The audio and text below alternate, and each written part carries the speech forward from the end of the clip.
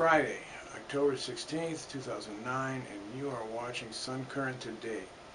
Trying to keep warm, I'm Harvey Rockwood. Saturday looks to be a slightly warmer day than what we've had in the past week or so. It might be a nice afternoon for a bird walk. You can join the Minnesota Valley chapter of the Audubon Society at the Old Cedar Avenue Bridge at 4 p.m.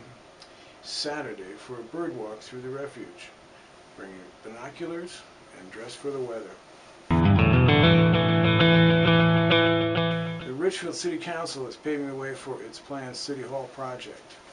At its October 13 meeting, the Council awarded several contracts for City Hall's site preparation work. The project will replace the existing City Hall campus, which includes a police and fire station, with a new facility. On Tuesday, the Council approved $105,000 in contracts for services ranging from relocation of City Hall monument sign and flagpole to paving and electrical lighting for a temporary parking lot. Site preparation should begin next week.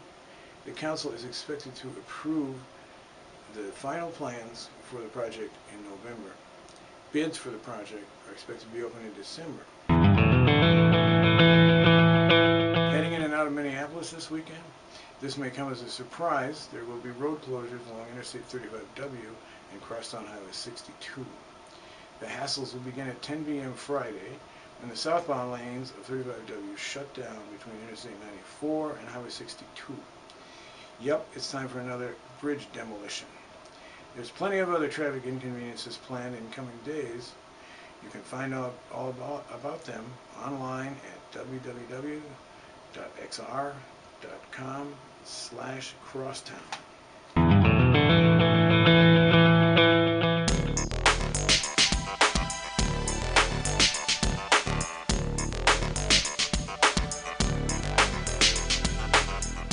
For Sun Current Today, I'm Harvey Rockwood.